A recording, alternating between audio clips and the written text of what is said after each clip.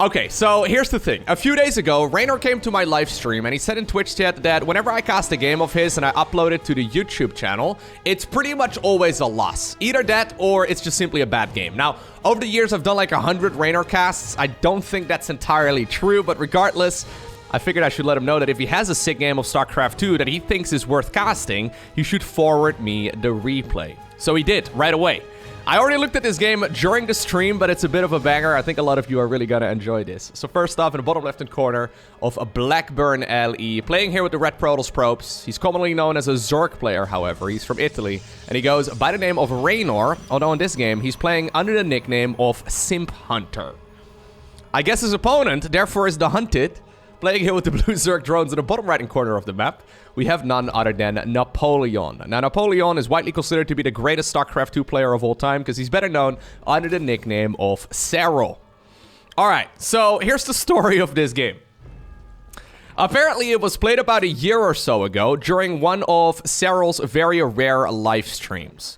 Apparently, what Reynor decided to do was log into his Simp Hunter account and stream snipe him. So, the way that works is you watch someone stream, and then you look at when they're queuing for another game, and then if you're close enough in MMR, you queue at the exact same time, and then you hope you face off against them. Now, at the time, Serral also knew that he was going up against Reynor, and obviously Reynor knew he was going up against Serral, but of course, I mean, Reynor is normally a Zerg player, right? So this is already, right from the get-go, a bit of a crazy game. Now, I'm also kind of curious as to why Serral has multiple accounts he plays on. But thinking about it for a little bit, I mean, there's only so many people that can reach above 7k MMR. So once an account gets there, it's only going to take like half an hour until everyone figures out who they are just by comparing like, you know, replay hotkeys and that sort of thing, right? It's very easy to figure out. And I guess the only reason why Serral has a couple of different accounts that he plays on is because I guess if you're on your main account and it's like 7.5k MMR, which I believe is where he's at right now, or at the very least he was a couple of weeks ago, it's gonna take you literally like an hour to find a game if like one of the regular 12 opponents is not actually online. You can only really face off against so many people. So I guess it makes sense for him to then go ahead and, yeah. play on another account as well while streaming, just so you can actually find yourself a game. Anyways, since this was played a little while ago, this is obviously the previous multiplayer balance patch. Blackburn was already introduced. We've been playing this map apparently for over a year now, which is kind of wild. Anyways, oh, Sarah actually doesn't see the Stargate over here. I asked Mr. Reynor while I was casting this game initially on stream where his Protoss is currently at, right? So I've casted a couple of his games where he's playing as Terran. Once he went up against Clem, and then he also went up against... Who was that? MaxPax a couple of days ago? Like last week? Anyhow, he mentioned that while his Terran is pretty good, he managed to apparently reach about 6.4k MMR with Terran. That's about top 25 Grandmaster. Apparently his Protoss is actually better. The only reason why his Protoss is not that high in MMR is because he doesn't like playing Protoss versus Protoss, which is like 90% of the ladder apparently. So he just leaves all of those games. There's some next level smurfing going on, because obviously if you leave every single PvP, you're gonna face off against Zerg players and Terrans that are quite a bit weaker than what you're actually capable of playing. So this is already a complete meme, right as it goes. Anyhow, a little bit late right there on the Spore Crawler. Sadly here for Reynor though, he's not actually paying attention very much to the Oracle, or at the very least the micro there wasn't great. So he sends in the Oracle, makes a line through the main base, a little bit of a victory lapse, and then instantly recalls it. So, as you probably know, Serral's best matchup is widely considered to be, well, either Zerg versus Terran, I guess, or especially Zerg versus Protoss. Historically, he hasn't really lost this matchup very much. So, yeah, right from the get-go, this is gonna obviously be an uphill battle right here for Mr. Reynor. That being said, if I was Serral here in this scenario, you'd probably make the assumption your opponent is gonna do some silly cheese, right? Because first you get stream sniped, then you know it's Reynor, who's a bit of a troll. And then, you know you're also streaming, so he's probably just trying to, like, play a fun game, right? But lo and behold, this is actually a macro game. Not what I expected either. I kind of expected this to be like an Adept push, or maybe some Dark Templar shenanigans, or, you know, at the time we saw a lot of Massive Void Ray. Anyways, Serral doing an amazing job right here, defending, as he always does, not really taking any damage. Ooh, sneaking the Zerglings in on the other side of the map too. He does now scout that it's quite a few Adepts making their way across the map. Is he gonna send okay, yeah, he's not gonna send all of them across. So these Zerglings actually helping out with the defense too, just by keeping a couple of these Adepts in the back.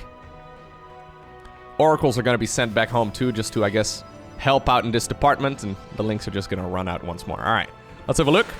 Oh, the classic shade backwards. If there's a full wall off on top of the ramp and you try and shade up, the AI can't figure out a path. So the adepts actually use their shade in the opposite direction. So if you ever shade forward and your units are actually going back, or like you have like a Reaper or something, or like anything, you try to go into a wall-off base, and your unit goes in the exact opposite direction, usually it's an indicator that there's a full wall-off. So far, really clean defense right here from Serral, as we really expect from him, right? So he, generally speaking, does this style where he defends, and then eventually he overwhelms the opponent. So he's going +1 melee here. There's a lair finishing up. I think in the current meta, we would see a lot of Muta play from here. So Mutas are... there's a Spore. Mutas are a very popular choice right now. But back then, we saw a lot more Roach Ravager. I mean, we still see a lot of that too. But Roach Ravager Bane is obviously very strong. There's going to be Spire coming up, however. Yeah, what we learned over the last... I want to say, like, well, apparently Serral learned this a little bit sooner, but what like us most conventional Zerg players learned over the last half year or so is that whenever Protoss doesn't go for a Void Ray based opener, Mutas are actually really sick.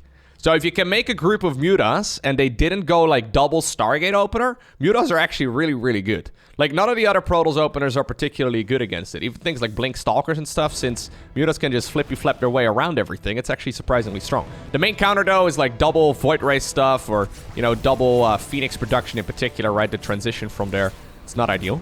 Anyways, over the last couple of minutes, though, these Oracles have actually put in quite a bit of work. 3 and 8 kills, rather, respectively. Nicely done. Reynor keeping those units alive, and now already opting to go for a 4th base. Pretty quick expo. Mr. Reynor playing Protoss like he's a Zerg. We saw the same thing actually when we saw him playing Terran, which is kind of funny. Like, he's got a lot of Zerg mentality, right? So a lot of like run-bys and a lot of multitasking and very aggressive expending.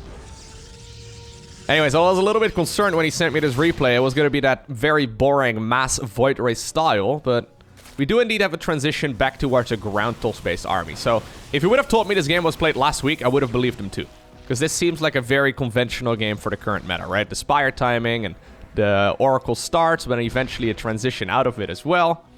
Yeah, that's what we currently see in the game quite a bit. At the time, though, I guess Serral hadn't got a whole lot of practice against this sort of thing, just because nobody really played it, right? Anyways, yeah, everyone was just, oh man. It feels like it's a long time ago, but it's really only been like 2 months. Anyways, it feels like a long time ago since... yeah, we just saw that mass Void Ray style. Ugh, I'm so glad it's no longer a thing. We see it from time to time, but like mixed in every once in a while, but not too often. Anyways, this is going to be a very tricky push right here from Mr. Serral, though. Bailing speed is not done yet, but +1 melee is. And obviously, we don't have Storm done yet either. There's a couple of Archons, which are great. Those 2 Oracles once again helping out, trying to bring in some supplemental damage. Since this is played some time ago, those Queens are still capable of transfusing off creep. Nice corrosive bowels over there, but you know what? That shield battery at the 3rd base is still up and running. Okay, there's the battery overcharge, pretty late on that. Very conservative timing. You can see the Zerg versus Zerg practice really coming in here as Reynor is trying to set up a superior concave. Serral fighting in a concave, or a convex shape right now, rather. Queen's transfusing off creep right there. Stalker's blinking aggressively forward. This is one of the trickier holds to go for, because Zerg hasn't really been messed with very much. You've already got the 4th base done. Storm was not finished yet before this battle either. That Observer there got sniped, but this hold right here for Mr. Reynor is actually huge. Alright. So now the base in the top left is really, really nice. You can even start thinking about taking a potential base right over here. I asked Reynor during the stream why he's got so many minerals in the bank at this point, and apparently, according to him, he was just trying to play like Zest.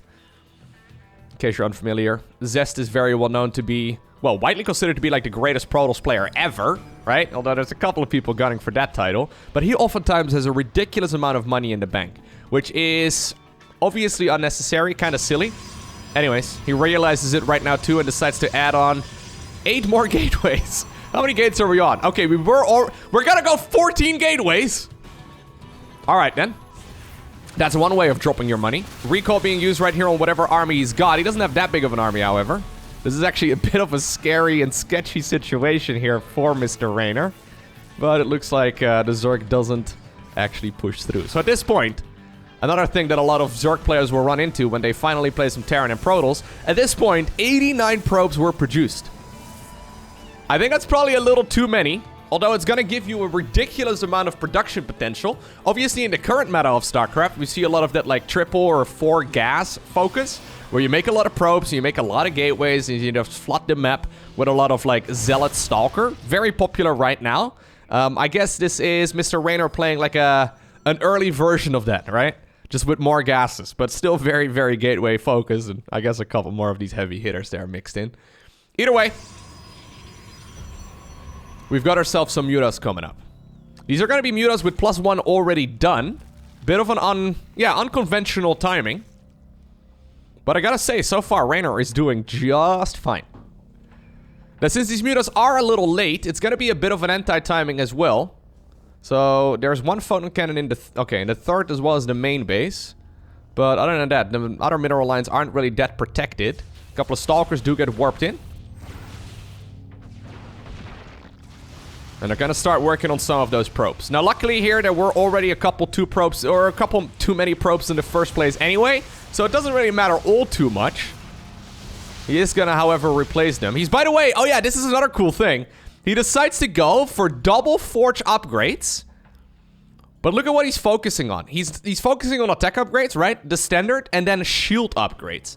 Shield upgrades are really, really expensive, but the way it works is that especially Archons, which are like, well, the 350 shields and 10 life when they're full HP, they benefit from that a ton. So the Archons will now be able to eat up a lot more Banelings, Zerglings, and Mutas and all that pretty easily. So it's kind of cool. We don't really see this all too often at the pro level. Another thing we don't really see all too often is Protoss splitting up their army like this. Reynor moving forward. Forcing this Zerg to, waste the Banelings on one of the fights first. Nice splitting right there, actually, as well on those Stalkers. Okay, that Archon over there already ate a couple of Baneling hits, and now the force comes together. These Storms a little bit too aggressive, but those right there are absolutely amazing. Decides to aggressively blink into the Road Ravager Ling Bane Ball. A couple of Mutas still flapping above. Now there's going to be a ton of Zerglings here as a reinforcement too. I don't see a Prism with this army. Okay, yeah, Prism really needs to be coming out here very soon, because otherwise reinforcing this is going to be rather tricky. Starts up 2 Prisms even. Alright, 1 Prism, 2 Prism. What's better than 1 Prism? 2 Prisms. Anyways, with the Zergling reinforcements here though, yeah, the Archons are still dealing damage, but he needs to be careful that he doesn't overstay his welcome, right? So he's got 2,500 minerals in the bank, 800, 900 gas. That's a little bit much. He's got 14 gateways though, so he can warp in a couple units. Yeah, not a terrible idea. Still has got a lot of money left over. Okay, look at this. Look at these upgrades. This is kind of crazy. We don't usually see that.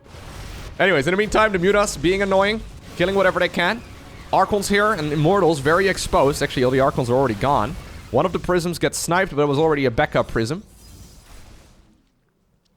The fact that he actually takes this high ground is not something we normally see either. Normally, that's not really a moment where, you expect the Protoss here to go on idle. Serral never really established a big economy in this game. So he's currently sitting only at 76. Now, he is also working on his opponent's worker count. Yeah, so this is really starting to hurt. It was only a small group of Mutas, but now they're at +2. And they certainly do kill a healthy chunk of probes here over the last few minutes. +3 is coming up here for Mr. Napoleon, though, and then also the Adrenal Glands upgrade. But those Archons, man. And I mean, obviously all of the other Protoss units also benefit from the armor and the shields, right? Those units are really tanking a ridiculous amount of damage. So I think once Adrenal and +3 is done, this is going to look quite a bit better here for Serral. How many probes did he just kill? Okay, 27 in total. Not bad whatsoever.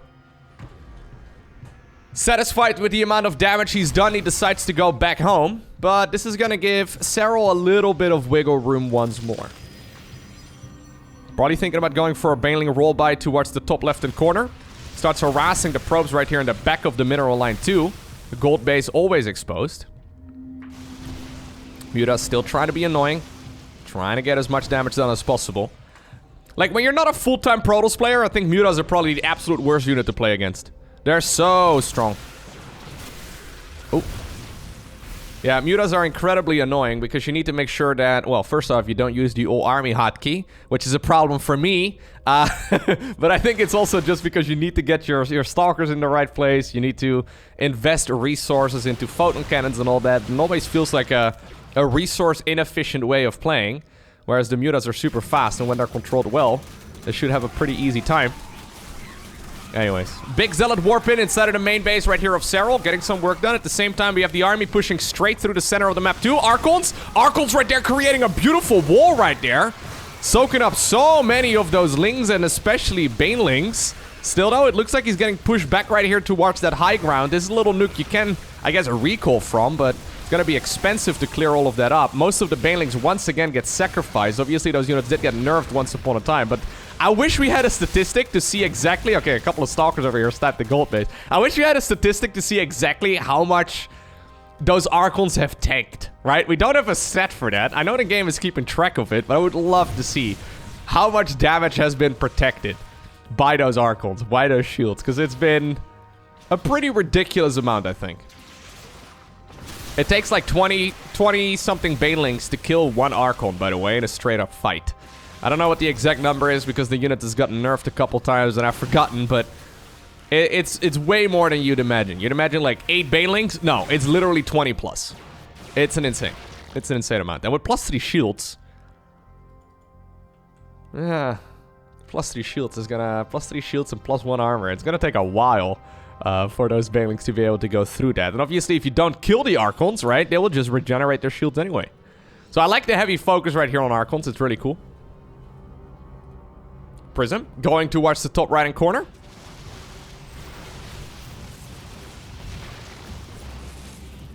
Gold base is obviously providing a lot of income here. Still at 78 probes. He's lost a fair amount of them, but still looking good. Zealot run by towards the top right-hand corner. This one will be cleaned up pretty easily, but still trading some minerals right here for gas. Not the end of the world.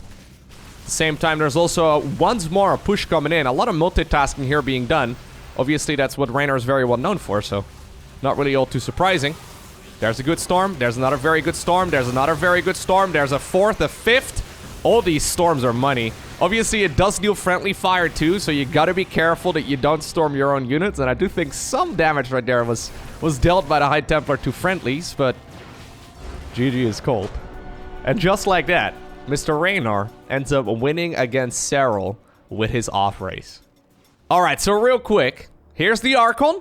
It's got +3 attack, +3 shields, and +1 armor. And I believe that the Banelings didn't have any armor upgrades in the game. They only have +3 attack. So this is 18 Banelings right here in total.